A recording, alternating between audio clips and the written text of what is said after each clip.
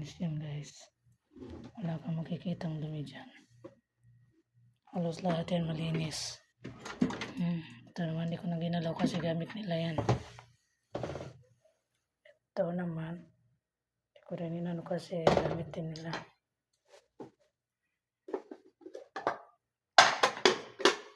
Ayan guys.